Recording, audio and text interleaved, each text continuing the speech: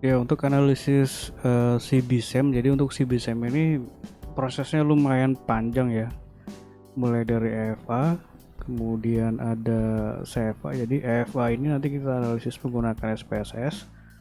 Kemudian EFA ini CFA ya. CFA ini kita analisis menggunakan AMOS, dan kemudian ada SEM ya, SEM hipotesis. Nah, ini dianalisis menggunakan AMOS. Nah, untuk caranya seperti ini. Nah, untuk AMOS karena ini program lama ya, program jadul, jadi kita harus buat folder seperti ini ya, CFA, FA, SEM. Nah, untuk file ini tidak saya kirimkan ya karena isinya model yang belum rapi, jadi yang saya kirimkan ini yang sudah rapi. Dan untuk membuka save file dari aplikasi SEM, dari aplikasi AMOS ya. Nah, kalau misalkan kita buka folder CFA1, nah ini ada yang biru ini ya, biru atau hijau. Nah, ini tinggal double klik saja seperti ini. Nanti hasilnya akan terbuka seperti ini ya. Jadi karena AMOS ini nanti pada saat proses analisis akan menghasilkan file-file seperti ini ya. Nah, kalau file-file seperti ini hilang salah satu atau tidak lengkap, maka analisisnya tidak bisa dilakukan. Oleh karena itu harus dibuat folder seperti ini terlebih dahulu. Dan saya harapkan karena ini menggunakan AMOS ya, jadi saya anggap untuk klien yang menggunakan AMOS ini sudah mengerti dari basic dan cara menggunakannya. Nah, dari data ini kita buat ke format SPSS dulu ya.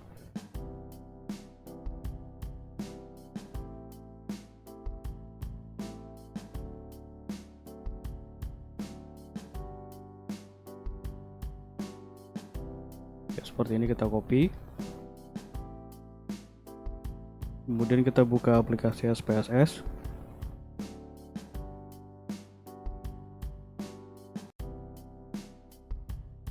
Oke, kita paste di sini ya.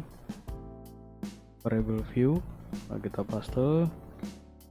Kemudian kita masukkan data penelitiannya. Ini kita masukkan. Copy, nah kita paste di sini ya.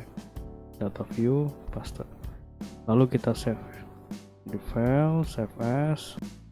Bisa di save di sini ya. Oke, seperti itu untuk cara membuat data dari ini ya, dari Excel ke SPSS.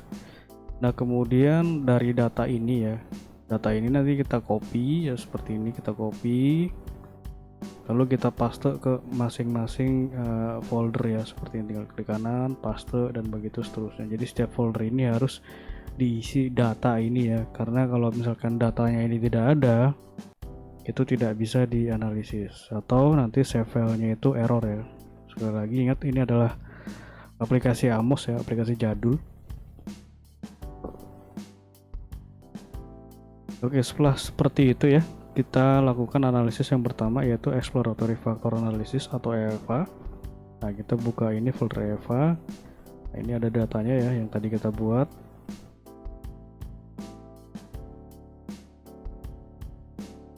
Oke, seperti ini datanya. Nah, kita analisis. Caranya seperti ini, analyze. Kemudian dimension reduction, lalu faktor. Nah, ini kita masukkan seluruhnya ya, mulai dari KP1 sampai DK5. Kemudian deskriptif, kita centang ini KMO ya, untuk menempelkan ini KMO yang ini. Kemudian klik continue, lalu rotation, kita pilih direct oblimin, continue, lalu option, kita pilih ini suppress small coefficient, ini diganti ya. Nah, ini diganti ke titik 40. Jadi ini nanti akan menguji nilai dari sini, dari loading faktornya. Jadi loading faktor ini dikatakan valid jika nilainya di atas 0,40. Oke, seperti ini. Lalu continue, lalu klik OK. Oke, ini untuk hasilnya ya. Kita uji dulu yang lainnya untuk reliabilitas. Nah, untuk reliabilitas caranya seperti ini, analyze, scale, reliability analysis. Kita masukkan KP1 sampai KP4 ya, seperti ini ke kolom item, lalu kita klik OK. Nah, ini adalah reliabilitas untuk variabel X1, dan untuk X2 dan seterusnya nanti tinggal diulang saja, caranya sama seperti itu. Nah, dari sini bisa kita interpretasikan. Nah, yang pertama adalah nilai KMO dulu. Nah, ini KMO nilainya adalah 0,814. Nah, ini masuk ke dalam kategori valid karena nilainya sudah lebih besar dari 0,5. Nah, ini menyatakan bahwa variabel konstruk ini ya dapat membentuk latennya. Kemudian balance test ini untuk mengkonfirmasi, jadi nilainya ini harus lebih kecil dari 0,05. Ini mengkonfirmasi untuk konstruk itu tidak berkorelasi ya antara konstruk satu dengan konstruk lainnya. Nah, ini. Nah, kemudian untuk nilai loading faktor itu kita peroleh dari sini ya. Nah, dari sini dari pattern matrix. Nah, ini adalah nilai loading faktornya. Kemudian untuk dimensi kita peroleh dari nilai komponen. Di KP1 ya contoh. Ini masuk ke dalam dimensi 3 ya. Nah, ini. Karena ini berada di kolom ketiga. Seperti itu ya cara membacanya. Kemudian untuk reliabilitas tadi saya sudah jelaskan ya. Oke, setelah seperti ini dinyatakan valid dan reliable, kemudian kita analisis menggunakan metode CFA. Nah, ini dilakukan menggunakan AMOS.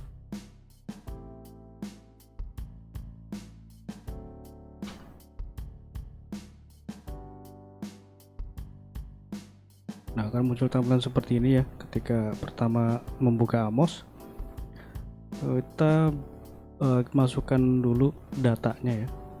Nah, kita pilih datanya dengan ini select data file, kemudian file name.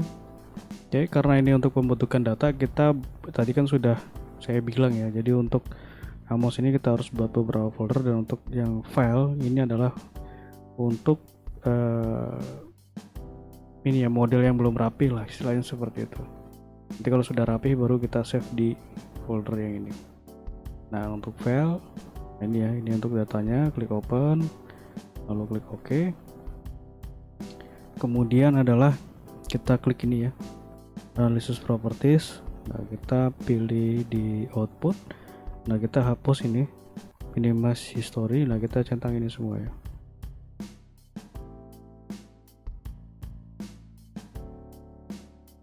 Oke, ini kita bisa close. Kemudian kita buat modelnya ya, seperti ini caranya.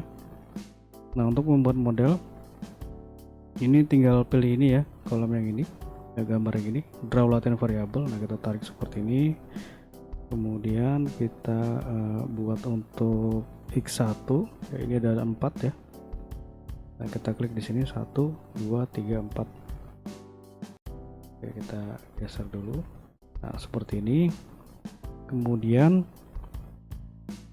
nah, ini kita bisa putar ya. Nah, menggunakan menu rotate. Lalu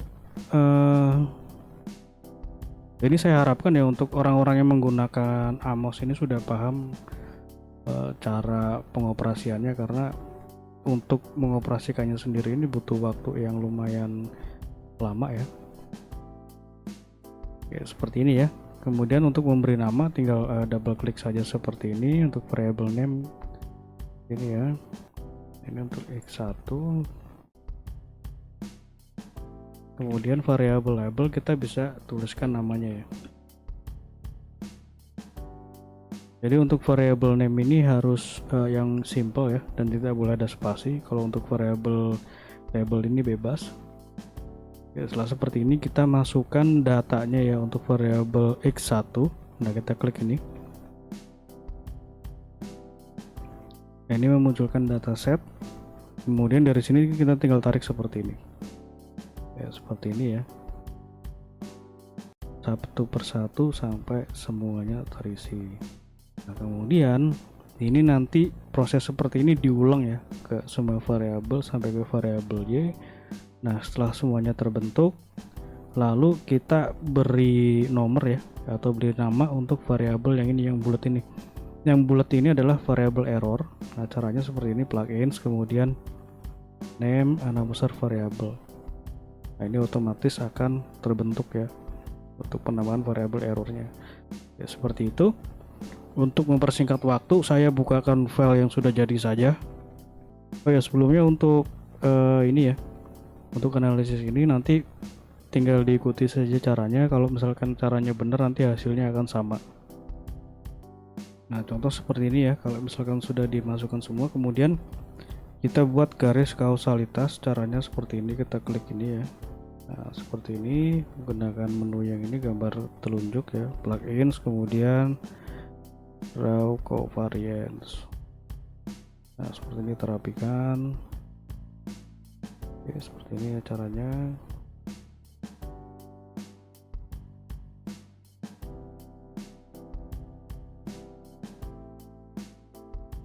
Jadi untuk penelitian modern sendiri sekarang ini sudah mulai meninggalkan Amos ya, karena memang softwarenya ini sulit untuk dipelajari. Ya seperti ini ya. Nah, sebelum kita lakukan analisis, ini harus kita save terlebih dahulu. Caranya file, lalu klik save as. Nah, kita bisa save di sini sebagai contoh seperti ini ya. Kemudian klik save. Nah, untuk memunculkan ini ya, untuk memunculkan hasil cepatnya yang ada di gambar ini, uji kelayakan model, itu kita klik ini ya, title. Nah, kita tulis seperti ini. Kemudian kita bisa copy ini ya, kode Solvit sudah saya sertakan. Copy.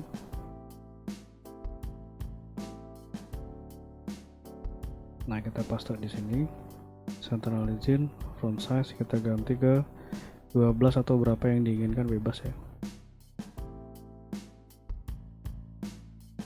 Ya seperti ini, lalu kita klik save ya. Atau kita bisa save, kita klik save, lalu kita klik kita analisis ya ini. Nah, kalau misalkan tanda panah ke atas ini menyala, berarti bisa keluar hasilnya. Kalau tidak bisa, berarti ada yang error, ada yang salah dengan tabulasinya. Nah, kita lihat. Jadi untuk uji CFA itu yang ditekankan ada dua nilai ya, RSMA dan prob. Atau kalau di sini prob ini adalah p-value ya. Nah, ini. Jadi nilainya ini harus di atas 0,05. Nah, ini sudah di atas 0,05. Kemudian RSMA ini harus lebih kecil dari 0,08. Nah, ini nilainya adalah 0,008. Sudah lebih kecil ya. Jadi untuk model CFA ini sudah memenuhi kriteria GOF atau Goddess of Fit. Nah, ini saja sudah cukup ya untuk mengkonfirmasi bahwa model ini sudah siap digunakan untuk analisis SEM, dan ini menunjukkan bahwa untuk variabel konstruk atau latennya ini tidak ada yang berkorelasi ke variabel lainnya. Jadi masing-masing variabel ini dapat membentuk variabelnya sendiri.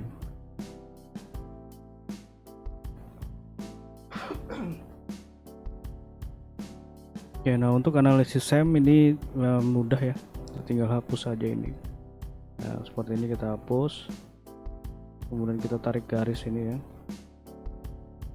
Nah, seperti ini.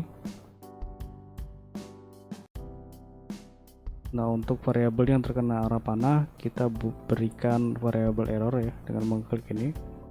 Nah, kita berikan seperti ini, kemudian plugin selalu name and observe variable.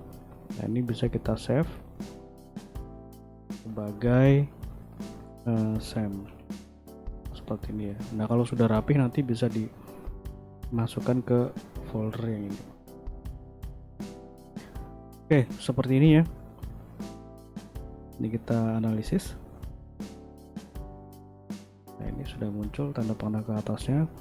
Kita bisa lihat ya, jadi untuk nilai dari GOF ini antara CFA dengan SEM itu konsisten ya, artinya modelnya ini sudah sangat-sangat bagus ya, tidak ada perbedaan antara kedua pengujian ini. Nah, di sini bisa kita ketahui maka untuk analisisnya ini sudah memenuhi ya untuk pengujian hipotesis. Nah, di sini juga ada uji normalitas ya. Untuk normalitas kita lihat di sini. Analisis di sini ya. Nah, ini view text.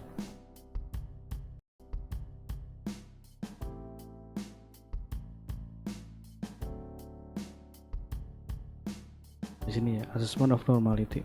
Nah, ini.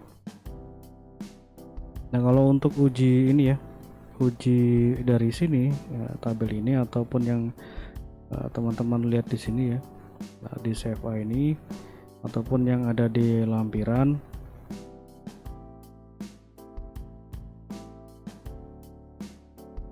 Ini yang di lampiran ini itu diambil dari sini ya. Nah, ada software itu ya, di model fit. Nah ini dari sini tinggal di copy, dipindahkan ke Excel kemudian atau dipindahkan ke Word ya, seperti itu. Ini adalah untuk normalitasnya, bisa dilihat di assessment of normality di sini. Nanti di sini sudah saya sertakan untuk kriteria pengujiannya. Yang di sini bisa dilihat ya bahwa semua datanya itu terdistribusi normal.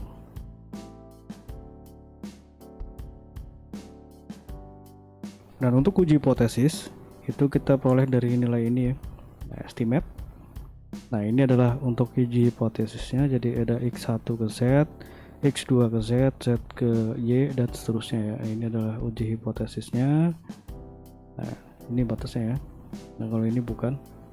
Nah kemudian dari nilai ini ya, itu nanti dirapikan. Nah dirapikan seperti ini. Jadi estimate atau koefisien beta ya, yang saya tulis interpretasinya ini menentukan arahnya itu pengaruhnya positif atau negatif. Kemudian p-value ini menentukan apakah pengaruhnya itu signifikan atau tidak. Nah di sini kita bisa dilihat ya bahwa untuk koefisien beta semuanya berpengaruh positif dan p-value semuanya lebih kecil dari 0,05, maka pengaruhnya ini adalah signifikan. Jadi untuk H1 sampai H5 ini hipotesisnya seluruhnya diterima ya. Kemudian untuk koefisien beta ya dari pengaruh tidak langsung nanti bisa dilihat di sini di ini ya, indirect effect. Nah ini untuk X1, ini untuk X2. Nah ini ya.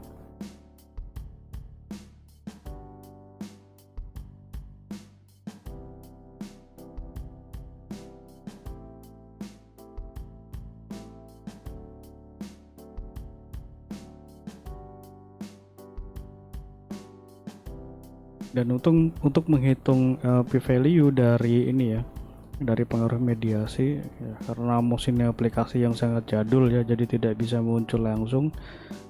Ini harus kita hitung secara manual. Nah ini ada website yang saya sertakan di sini ya, tinggal diklik saja. Nanti ikutin ini ya. Nah ikutin website ini. Oke, kita masukkan datanya untuk menghitung hipotesis mediasi. Nah kita lihat ya, ini cara penggunaannya. Jadi A ini adalah nilai pengaruh independen ke mediasi, kemudian B ini adalah mediasi ke dependen. Nah kita uji ini dulu ya, dari X1 ke Z, kemudian dari Z ke Y. Oke, kita masukkan nilainya X1 ke Z. Nah ini ya, copy. Jadi A ini untuk nilai koefisien beta seperti ini. Kemudian errornya kita masukkan ya, ini SE kita masukkan ke ini SA nih. Kemudian B adalah nilai dari Z ke Y. Nah, ini kita copy.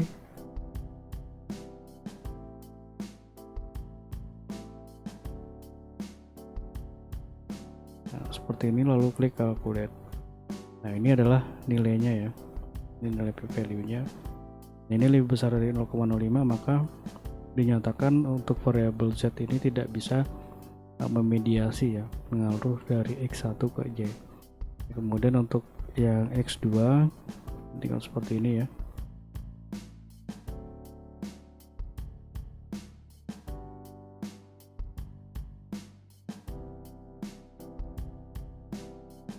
Nah seperti ini, calculate. Nah ini untuk X2 nya juga tidak signifikan, seperti itu. Nah untuk R square itu nanti bisa diperoleh di sini ya, di estimate. Nah ini square multiple correlation. Nah ini adalah nilai dari R square nya. Jadi Z ini nilainya adalah 42,1 ya, 42,1%. Nah, di sini jadi menunjukkan bahwa variabel X1 dan X2 itu memberikan pengaruh sebesar 42,1%, sedangkan sisanya 57,9 ini dipengaruhi oleh faktor lain di luar dari penelitian ini. Kemudian dari Y nilainya adalah 70,5 ya, 70,5%. Nah, seperti itu. Jadi variabel X1, X2 dan Z itu memberikan pengaruh sebesar 70,5%. Dan sisanya di luar dari model penelitian. Ini juga sudah saya buatkan kesimpulannya yang nanti bisa dibaca. Ini ada referensi dan ini adalah lampirannya. Oke, sekian untuk analisisnya. Terima kasih.